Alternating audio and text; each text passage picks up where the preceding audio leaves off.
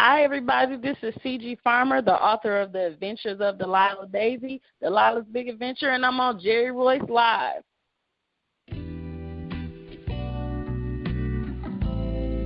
Hello, and thank you for stopping by. I'm your host, Jerry Royce, and welcome to Positive Power 21 Network, where you get your positive on. This is a worldwide podcast for growth, wealth, and success. Thank you. Positive Power 21.org, Internet Radio.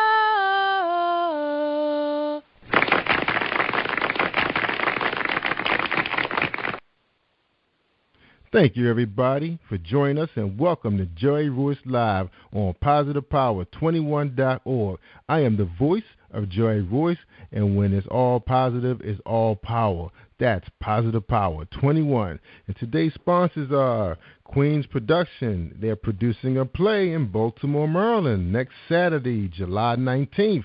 The play is called Taking It Back, and is written by Zenobia Sampson. General admission is $15. You can visit her on her Facebook page as Zenobia Sampson. And she's on the show coming up next, so if you want to stay tuned and listen to her, you're welcome to tune in. Also, we'd like to say thank you to Pamela Samuel Young, the author of Anybody's Daughter. When a 13-year-old Brianna is ensnared in a horrifying world of human sex trafficking, her uncle Dre, a man with his own criminal past, scores the dark corners of L.A. determined to find her. Dre ultimately comes up with a daring plan that puts many lives in danger, including his own. But will he find Brianna before it's too late? Check it out at PamelaSamuelYoung.com. All right. I love reading that. Also, we'd like to thank the authors that we had on the show this week. Starting on Monday, we had John Gibson. He's the author of Winners. That story was set in the 1950s. We had the powerful Cheryl Wood out of the D.C. area. She had a powerful book called The Power of the Sizzle. It's a self-help book. Check her out. And we have Samuel H. Morse Jr. He's the author of a book called Survive. It's about the zombies, but more so it's about how friends engage one another and try to survive The Walking Dead, and that's a sci-fi book.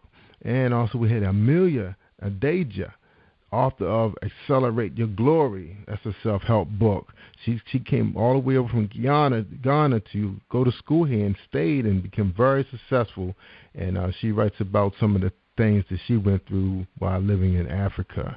Also, we had Lane Cobb. She's the author of Your Biggest Champion. That book is written for young ladies or anybody who's looking for help. So that's a self-help book also. Very powerful books. And also we want to thank Purple Diamond Publishing, Katira Young. She has a book out called Jalisa, They the Contract Killers. It's a series of those books. Very interesting books. And we have Nakia Robinson, author of Love Will Never Do. And we'll give special thanks to author and motivational speaker Bunny DeBarge. She's releasing 2 books this fall. They call the Kept Ones. Volume 1 will be released in the fall, and Volume 2 will follow that book. Volume 1 is actually a re-release, so it's out there, still floating around out there, but she decided to pull that back and give us some more doses of what went on before they hit the Motown era. This is a definitive story of the DeBarge family, captured in 2 volumes from their spectacular rise to the top of the R&B music royalty, their fall from grace to their re-emerging careers. All right, so stay tuned for that book.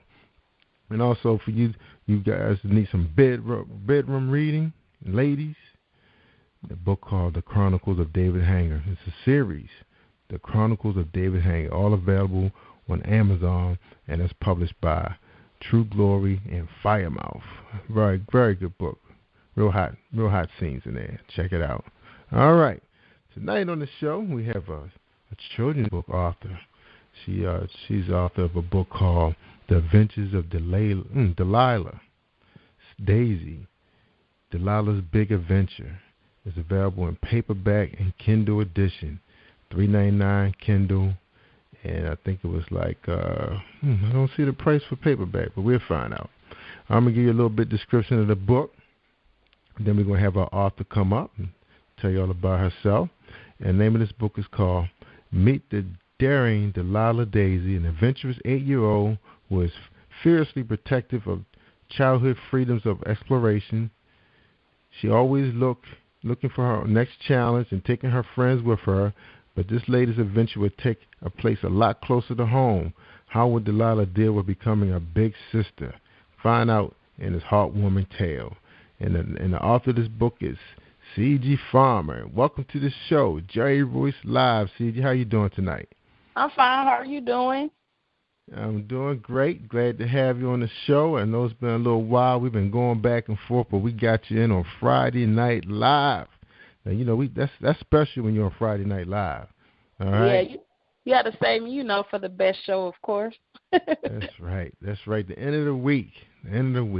Right. And people got something. That's right. And once they get finished listening to the rest of Monday through Thursday, they got Friday night to listen to.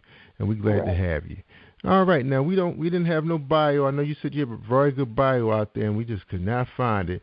But, we want to give you a chance to introduce yourself to our listening audience so they can know all about you. And then we're going to talk about your book and how this book became what it is today. All right? All right. Well, my name is CG Farmer, and I wrote the book, The Adventures of Delilah Daisy. Delilah Daisy is going to be a series eventually. The second book should be out later this year.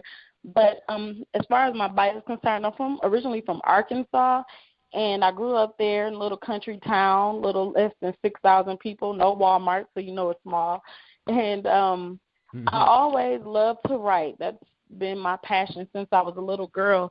And what a lot of people don't know about me is that when I grew up, I got into a very, very, very abusive relationship. This relationship started when I was about 19 years old, and it lasted until I was 27 years old. And I kept myself away from my family and my friends because of the amount of abuse that was going on. And the abuse was not small. It was very big things. I was being burned with irons. I was being kept captive in my home, not allowed to do anything, not allowed to talk to my friends. I've been hit with shovels. I've had broken bones. I've lost 2 babies because of the abuse. And a lot of people would ask, well, why did you stay so long? And honestly, when I was in that relationship, when it first started happening, I wasn't even sure that I was being abused. And a lot of people are like, well, how do you not know that you're being abused? But the situation is when it happens, you kind of feel like, okay, this is just something that happened this one time because I acted this way, or this was a result of me doing this. I was diagnosed with something called battered wife syndrome, and some people aren't familiar with that, and a lot of women aren't familiar with that. But what that is it's something that you develop when you're in an abusive relationship where you blame yourself. You blame you for everything that's going on with you, and you try to take the blame away from the other person and place it on yourself. And you think maybe if I change, the person will change, or maybe if I don't do this, they won't do that. But it took for me to see my children. When I saw the emotional distress that they were under from this relationship is when I finally woke up and decided that I needed to get out. And my children have witnessed so much. They have seen me go through so much. And as a young mother, I didn't understand the severity of what was going on, and I didn't know how badly it would affect my children. But once I did see what was going on, and I saw how it was affecting them socially, and how they were, every time they would hear a voice get raised, they would shake, jump, look, they would be so afraid. And that's when I finally realized it was time for me to leave that situation. And I've been out of that situation for 3 years now, and I'm doing so much better. And I speak to a lot of women, young women, about abuse and let them know to take the help that's offered to them, because I didn't take that. But luckily I was able to get out on my own. But a lot of women don't make it out of these relationships. A lot of people stay in these relationships, and it doesn't end well for all. And so there's help available, and I'll encourage any woman going through anything like that to take that help. That's right. That's right. Now that happened to you at a very young age. So were you able to like do other things for yourself, like go to school, take college courses, things like that, or you were just, like you say, you were just strictly locked to the house? I was able to work. I went to work and I went home. That was pretty much my normal. I didn't really hang out with my friends. It got to the point where even every time I got a phone, whether it's a house phone or a cell phone, he would break my phone. He broke several cell phones in half. He cracked the house phone. I really had no contact, and I really tried to hide everything that was going on from my family, because my family, if they really knew the severity of what was going on, they were not going to have it. And I had the mentality at that time, I'm not strong enough to leave this person, but if I go out and involve my family and my uncles and my cousins, and they're going to try to retaliate, and once they retaliate, am I going to take this person back? And at the time, I felt I needed him, so I wasn't going to leave, so I didn't want to involve anyone. I just felt like I could deal with everything on my own, which was right. I was wrong. I'll say that I needed them more than I knew. Yeah, like you said, you had the battered wife syndrome, so you always thinking kind of like things going to get better the next day, mm-hmm. and then yeah. or it does get better. Everything's going to work out. Oh, we have children now, so he'll get better. He didn't have a job when we first started dating. He was working, and then pretty much he moved to the city I was in. We were in two separate cities originally, and when he came to stay where I stayed, he said he was looking for work, but after so long, I seen that he wasn't looking for work. He wasn't doing anything, and he had met some new friends, and he started hanging with these guys and pretty much doing everything that they were doing, which included they were beating their girlfriends. And when he first started hanging with these guys, we would talk about it like, I can't believe this, and but he started to take on the same patterns. He started doing drugs, ecstasy pills. He would stay out all night, and those would cause conflicts, and pretty soon it turned abusive. And I pretty much lost myself in that relationship, because once I became pregnant, I had the feeling, when they tell you nobody else is going to want you, you believe that. You really believe that in your head, that there's nobody else in this world that's going to take you as you are except for this one person. And I was completely wrong about that. Wow, that was a long time, 8 years. So the kids got a chance to grow up. So when you lost the first two children, I mean, were they the first two, or did it happen like in the middle of the other kids that you have now? Yeah, they were pretty much. One was before, and then the other miscarriage happened in between my other baby. And he pretty much, I have an abuse story out. It's called The Wrong Side of a Love Song, and I'm pretty much trying to get that in the magazines now, and it pretty much tells everything that I went through in graphic detail. And in one of those miscarriages, he picked up a belt, and he beat me with the belt. And when he got tired of hitting me with the belt, he started punching me. When he got tired of punching me, he started kicking me in the abdomen.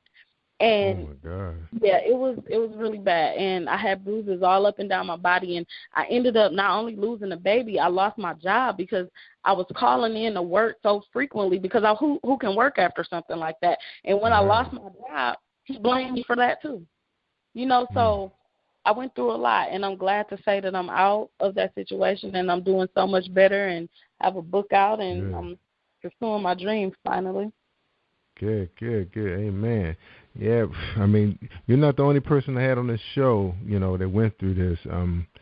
Pretty much a lot of authors have seen a lot, some things that, a lot of people don't really believe is happening in this world, don't have friends who are experiencing it. But, I think it's really important now for these conversations to come out, because you have some people that's trapped right now. They probably have the battered wife syndrome, and they don't know how to get out. They don't know how to find help.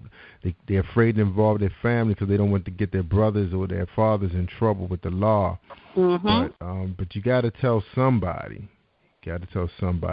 Girlfriend, somebody that can, And so I just saw a play. One of the managers that work with me, or actually one of the podcasters on my network, is actually in a play that's traveling once a month. It was a really good play, and the woman that wrote the play was in the same situation you were in, and then the person that directed it, she was in the same, but she never told nobody, and she finally started telling people right after the show that she was in a situation. I think she was raped or something like that. So women are starting to find the strength to start telling their story. They've just been keeping it in for so long. So long, how can you recover when you keep it to yourself? So now let me tell you, was this book, because I read some of it, was it a form of recovery for you?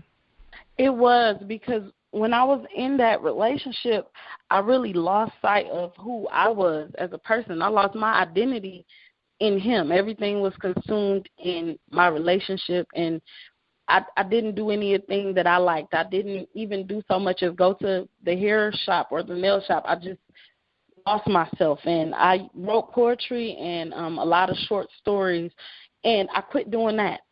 So once I was out of this relationship, I wasn't happy, even when I was out of the relationship, because when it was fresh, there's always that part of you that says, what am I going to do? What am I going to do now? What am I going to do now?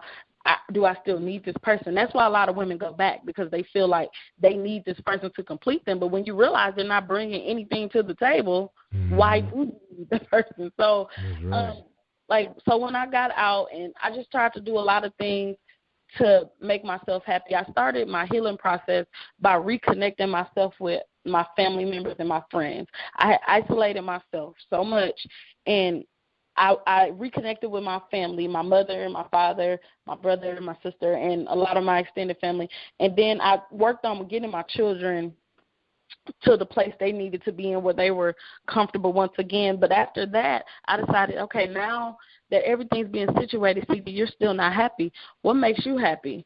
And writing has always made me happy. It's always been the way that I express myself, even from a little girl. When I didn't feel like talking, I had a notebook and I would write. So I just started brainstorming and came up with some ideas, and I said, well, maybe I should write a book. And my initial thought was to write an adult fiction book, and I almost completed that book. And it's a good book, but I wasn't happy with it. It really is. When I read it to people, they're like, "Oh, you should finish that." But I wasn't happy with it. And then one day I was at work, and the name Delilah Daisy popped in my head, and I said, maybe I should try to write a children's book. And when I tell you, when I wrote this book, it just flowed out of me. Like, I had no trouble thinking of plots or anything. It was just like, this is what I was supposed to do. Like, that's maybe why God didn't allow me to do that adult book, because this children's is what I was supposed to be doing. And I completed the book and found a publisher. I sent them the manuscript. They liked it. They sent me a contract, and I have this wonderful book out for these children to enjoy, and adults too, because I have a lot of adults inboxing me and emailing me, telling me they read the book and they really love it. So it's touching a lot of people, and I'm so happy. Yeah, it is. I read like the first chapter, and it just started off so happy. This little girl just so excited about, being a big sister, and then she has her special shoes on that somebody gave her that meant a lot to her. So it was a really happy book, and it kind of take you back to your childhood, because I think my son, my younger son's going to probably get this in his tablet to read for his summer reading. And I was so glad that Brandon was able to pick it up, for him. So it's gonna be great. Yeah, and a lot of people think it's a little girl's book only because there's a little girl on the cover, but it really isn't. Delilah, she grows up. She lives in Colorado, in the Colorado Rocky area, and she's a really adventurous little girl. She plays outside. She likes fishing and climbing trees, and her best friend is his name is Timmy, and they go on a lot of adventures together. And when I've been going on book tours, I've had a lot of little boys that have been pretty much more excited about the book than the little girls are, 'cause it's really good for all children. Yeah, but look at look how many little boys grew up with Dora the Explorer. Dora was just like that. Exactly. She was always up to something. Had her little friends, and 'cause my neighbor, his son loves Dora Explorer, and I actually gave him all of the stuff my daughter had, like the tables and chairs, and he said, he loved Dora the Explorer. Right. Yeah, they have the Dora the Explorer. It did so well. They came out with the Cousin Diego. So they really do. And a lot of boys, they also like, what's that other show? It's a little girl on Disney now, Doc McStuffins. It's a little black character, and a lot of little boys. My son, he watches that show. So, but sometimes parents are reluctant because they don't, want their boy reading a girly book or something like that. But it really isn't. It's directed. It's not. Yeah, it's just that little boys like adventure. I know when I was growing up small, when my mom finally let us out the yard, right. we wanted to experience what was outside the yard. You see these people coming from places, and I remember in my neighborhood it was this apartment complex, and in the middle of it was like, it wasn't like a real courtyard, but it was like all grass and trees, but it was an open area for us to play football and baseball. So we called that area Paradise because of the trees, and it wasn't no concrete to worry about. It was just grass, and we can have fun and play and run. So my mom wouldn't let us go over there like every single day, so it was like a treat to go over there. We said, we're going over to Paradise. And then when she used to let us go a little further out, behind the school where we went was woods, and we used to go out there to go catch bugs and snakes and butterflies, and we used to say we're going on an expedition. So little boys love those kind of things. They do. Yeah, that's just the way we roll. So that is fantastic. Now, your book is 72 pages. That's a lot of pages for a children's book. You don't see that anymore. Yeah, it's I wanted to do it as, I didn't want to do pictures because I wanted to encourage children to use their imagination. And I'm really descriptive in the book. Everything gives a really good description so that they can picture what's going on in their head. They'll play it like a movie as they read it. And I wanted to encourage them to use their imaginations more. Good. All right. So since we're at the top of the hour, we're going to read a couple reviews. All right. One woman, T. Brown, and this is just recently too. He said, it's awesome, 5 stars. I think this book is awesome. It's great for children who loves to read and can capture children who doesn't like to read. With a series like this, it keeps children anticipating what's next to come. I had to keep a copy not only because it's a good book, but because the cover captured my attention. If you haven't ordered your copy, go ahead, just a click away. The kids will love it. Keep up the good work. And then you have a great book for any chapter reading kid. Yeah, because the Wimpy kids do really, really well. I know my son, he has about at least 7, 8 of those books. Right, and Delilah will eventually do the same. She's going to have many books in her series. Yeah. Right, and there's quite a few authors who are making a name with one group of characters, and they just keep it going. Keep it smart. And you get the word out. The more kids are excited once they finish, because the way the book ends, they're going to be ready to see what happens next. So, and they know when it comes out. The next book is coming later this year, so they'll have the sequel. So I keep them waiting for the next one. I'll always end it where they can't wait to see what happens the next time. Yeah. So this is what Kimball say. Delilah's story is real. She has the sass that only kids seem to have. Her take on life is what all childhoods are made of, and her adventure is one that every one of us can relate to. This is a great story for chapter book reading kids or parents to sit down and read a piece of it to their little ones at night. It's a fun story written with characters. CG does a fantastic job, and I cannot wait to see what she comes up with next. That is fantastic. Yeah. All right. Good reviews. When you read reviews like that, how does it make you feel? It makes me feel awesome because, this was just something in my head. This was just something I only imagined, and to see it come to life and to see people actually love it, it just brings so much joy to me that, it just makes me feel such a sense of accomplishment that I've done something that people actually love and children enjoy. It makes me feel so good on the inside. All right. I know it's a great feeling. Now, what kind of places can people find you for book readings, and how you get the word out? Sure. I'm pretty much touring all over right now. I'm going to different schools in different states. I was just in Arkansas touring at schools, and I'm up in Wisconsin. I was just at the Boys and Girls Club up here yesterday, and they bought a large quantity of books, and then I just handed them out to the children there. And so Delilah has a Facebook page, The Adventures of Delilah Daisy. That's her on Facebook. And then I'm CG Farmer on Facebook, and I always list where I'll be upcoming. I'm going to Atlanta, which is when school comes back in. I'll be in Atlanta and Augusta, Georgia. And pretty much wherever the schools call me to go, I go and I travel there, libraries, like I said, the Boys and Girls Club, YMCA. Anywhere there's children, you'll pretty much find Delilah. All right. Now, to give somebody advice who's thinking of writing a children's book or have written one, how do you get the word out to the library? Because I know they all have their own budget and the directors make the decision. So what do you do? Just get in the phone book and just start calling people? Yeah, how's your process? I take risks. I feel like the worst anybody can tell me is no. Because if you're scared, you're never going to get anywhere. You're never going to go anywhere with fear. The first thing to do is to lose the fear. Let your drive for success be greater than your fear of failure. That's what I live by.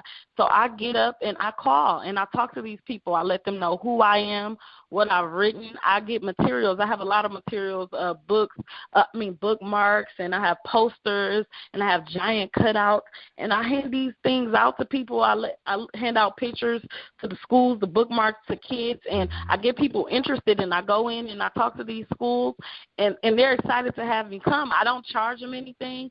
I just ask that after I make my presentation if I would be able to sell my books to the children, or sometimes, like I said, they'll buy the books themselves and then I'll hand them out to their children. But yeah, the libraries, they have summer reading programs. You say, hey, can I come read some to your kids? And they're always excited. They're excited to get authors to come in and speak. These schools are excited to have people come put some positivity in these kids' lives. So yeah. You just make the call. Right. Now, do some of the schools, do they have budgets also that they can spend on books, from an office like you? They do. They'll say, hey, I want to buy 20 books, 40 books, however many they want to buy. And the libraries, they give the school an actual budget. And then there's also a website you can go to, and I think it's author visits. Just go on Google and type in author visits, and it'll give you like a link of 10 different websites you can go to, and it tells you every school across the United States that's looking for authors to come to their school, and they'll buy books from you. They'll send you an invoice, and you send them the books, and they'll I just picked up a check today, so they'll buy books from you, and you go and you either hand them out to the kids or you do a presentation. They are allowed a budget. Right. Now, but you're responsible for your own, like, airfare and transportation, right?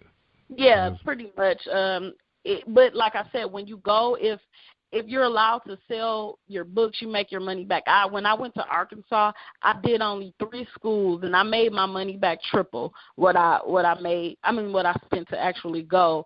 And it was a really good experience. And not only do you make your money back, now you have some readers who are following you. They want to know what's next. They're excited. Those kids love me and love Delilah so much. They can't wait to get the next book. So now you're creating your fan base. So not only are you getting the money this time, you're creating future money for your next project. Right, because it's like you're setting it up for your next project. 2, 3, 4, and 5. Right. So how many books once they know who you are. Once they know who you are, they're ready. Once my daughter found out about Wimpy Kid or Dork Diaries, now she wants a book every time we go to the mall. She wants to go to Barnes & Noble and get the next book. So once you create a fan, you have a loyal fan if they like your work. And not only they tell their friends, and the parents love you, they tell their friends about it. So yeah, you just create your own fan base, and you make a web page for your character and for your book. I have my own website that also lists where I'll be or what project I'm working on, and they can follow you on there. It's really fun and exciting. That's right. So what's your website? Mine is www.authorcegi-farmer-jerry.weebly.com. All right. Well, I didn't get all that written down. But should I repeat it? I give you a chance to say it again towards the end of the show. But you can go ahead and give it out again. Okay, it's www.authorcegi. My name is spelled CEGI Farmer. Weebly.com. All right. Oh yeah, I'm familiar with Weebly. I forgot about that company. All right. So you're on the road. So I was saying earlier, how many of these books you think you're going to be able to put out in this series? As many as they want until Delilah can't go anymore. and it's pretty broad because, like I said, she goes through all real life experiences. In this first book, she becomes a big sister, and she's dealing with a bully in this first book. And in the second book, she's going to start third grade, and third grade isn't really what she expected it to be. So it's just going to keep going on and on. As much as the kids want, I'll write it. Yeah, well, I'm glad you just said something about her going to third grade now. And I know it's probably a lot to think about. Is Delilah, is she ever going to grow up? Is she going to get older? Or, like, she going to remain the same like Dora the Explorer? I think she's been that size and age for years. You know, I'm thinking about that.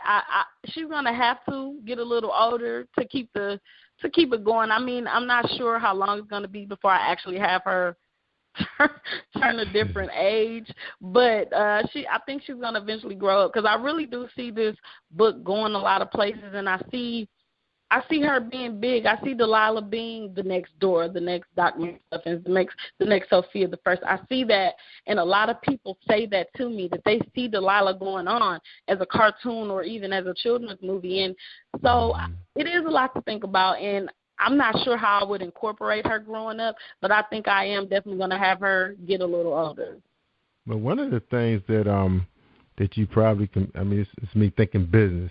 The video game industry is big. The little kids don't really have much for the PS3 Right, that system. is true. Have her going on an adventure where she has to go and do these little things to advance to the next level. Yeah, that is a good idea. Yeah, that's right. Put on a go-kart. They seem to really like those games where the characters are riding stuff, like go-karts and skating and stuff. I know on the Wii, we haven't done it in a while, but when we break out that Wii and do that one where they skating on like Olympics or something, man, we have a ball with that game, because everybody can get something out of it. It's not like no unfair advantage or anything. Like this person's a better shooter than other people because they don't play it every day. But I can really see that going far, and I'm hoping you're really blessed with this project. I can see why God laid it on your heart.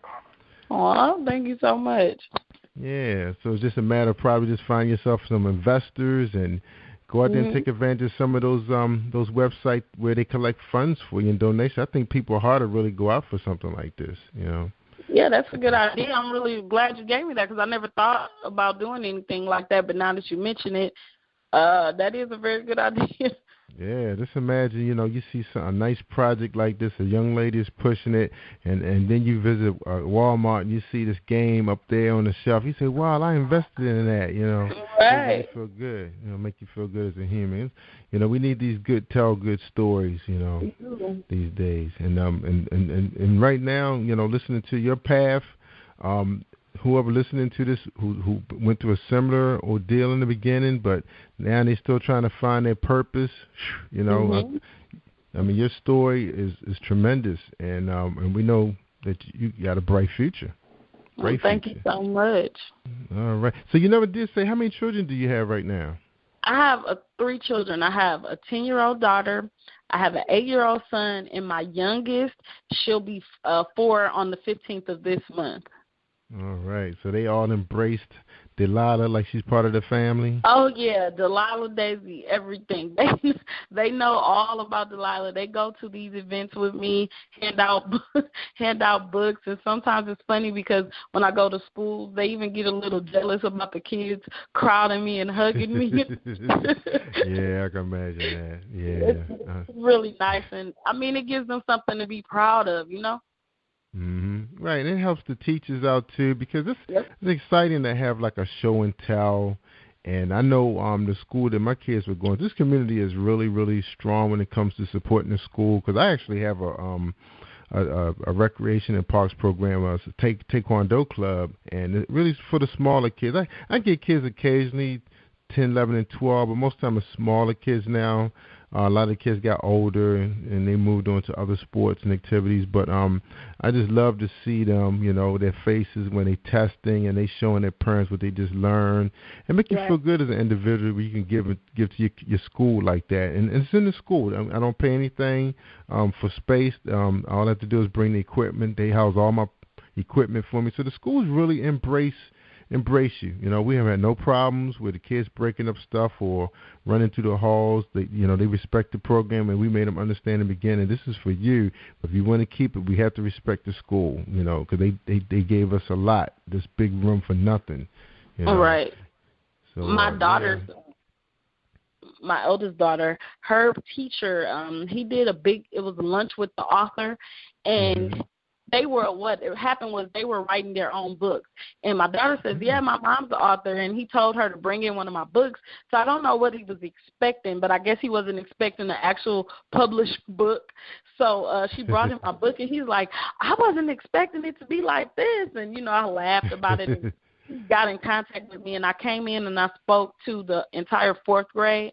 And, they're so curious, and they had so many questions. And then I sat down and had lunch with them, and they put me in a school newspaper. It was really nice. So, yeah, the schools, they encourage it. Yeah, they do. And they need help. The teachers are, doing the best they can. I mean, they're dealing with all kinds of things in the classroom. Right. I actually mentor with a high school that's in the same area with my company that I work for. I bring some guys, who have experience in certain areas of working with kids, like in sports and stuff. And they really get a lot out of it too, of listening to the kids, their direction and the path they're trying to take. Right. It's so exciting to see that, and especially at the age that you're dealing with. You mostly what up to sixth grade, I guess fifth grade, because sixth grade they're in middle school, right? Right. Yep. Yeah, but how about how would a middle schooler embrace it? Have you had a chance to deal with a middle school yet? The sixth grade is the highest grade that I've spoken to this far, but they love it too, And sometimes the big kids, because yesterday at the Boys and Girls Club, most of the children that came up to me were older kids, and they were just as interested as the little kids. I mean, it's a good thing. So I mean, it's something that they can benefit from as well. It's something to keep their minds occupied. I mean, this book is targeted toward mid-grade children, so which is anywhere from third grade on up, but it's not such a difficult read that a first grader or a second grader couldn't read it. And anybody under that, like that review said, that was a really good review, because it is a really good book to read to children at night, because they'll bug you. Can you read some more of that story? Something to keep them interested. It's really good, and it's, like I said, it's not that hard, but it's not a super easy read either. But sixth grade is pretty much the highest that I've talked to. Yeah, but I was thinking about some of the kids who are in writing, and the kids that's in art, where they get a chance to see that this is like a career that they can choose to get into, and then you can tell them how you got started, and the whole business process of it probably be so interesting to them. So it's almost like it's a show and tell. Right. But, you're talking about the business side of it. So I think any kid, high school, middle school, would get something out of this. They would. That is a good idea as well. I didn't think about it like that either. That would be a good avenue for me to take too, to talk to them and tell them how to get started in writing. And the actual illustrator of the book, she lives in England. Oh, wow. Yeah, so she has the artwork of Delilah Daisy all over there. So she has an actual art show, and she included all of the pictures that she drew for me in her art show. And I guess she emailed me and told me that a lot of people were asking her about my book over there. So I'm really excited about that. Yeah, I can see that, because we had an illustrator. She's a commissioned artist. She does these huge pieces. A lady named Charlotte Webb, and she was commissioned by her agent to do I think a children illustrations for her book. And she actually went out to if you're familiar with the Reginald Lewis Museum in Baltimore, huge. She came out for a special presentation to her involving that work that she did, the illustrations work she had done. So you just never know. Right, you don't. Yeah, because I was telling another author who the guy that published the book Winners, which is back in the 1950s. I was telling him I'm going to use that book when I go mentor to the young boys, because they always asking me questions about things, history and how we got to where we are today. And you're talking about the NBA guys, and this could become a children's book. You just never know anything, and I'm glad you had put this out there, because you don't run into a lot of children big authors like you used to, I guess, because of everybody want to see their beautiful illustrations in a book. And when you start talking about Color Press, you're talking about a good sum of money for a person who's trying to be an indie author. You are. Get published. Yeah. So I think the way you went probably was more cost effective because you said there's no illustrations inside the book, right? There are none. There's no illustration in the book. Good. So everything happens outside the book. So, like you said, you just use your imagination. You paint a really good picture. A lot of times, that's how I learned. That's how I read when I was smaller. A lot of the books that I liked to read when I was younger didn't have pictures. I liked the R.L. Stine Goosebumps books. I liked the Babysitter's Club. None of those books had. They didn't have any pictures, and I was able to use my imagination, and that helps a lot with creativity as well. You can draw your own conclusions about how it looks. That's right. Picture her skipping down the street, picking daisies and things like that. That is great, great. All right, CG, we out of time now, but we really appreciate you sharing on Delilah Daisy, the adventurous 8-year-old kid with us. And it sounds like you're having a good time. You sound like your life is moving forward in the right direction. God has really blessed you and your children. That is great. All right, so before we go, is there anything you'd like to say to our listening audience? Yeah, I just want to say thank you guys so much for tuning in. I hope you check out the book, The Adventures of Delilah Daisy. And if you want to reach me, you can find me on Facebook at CG Farmer or check out Delilah on Facebook at The Adventures of Delilah Daisy. And thanks again. All right. We appreciate you coming to Jerry Royce Live on PositivePower21.org. Thank you, everybody, for tuning in. Thank you for tuning in to the Positive Power 21 Network. Team 21 would like to thank you all for tuning in. Please spread the word and tell a friend. This is Jerry Royce at Positive Power 21, where we get our positive on. All right. Thank you, CG.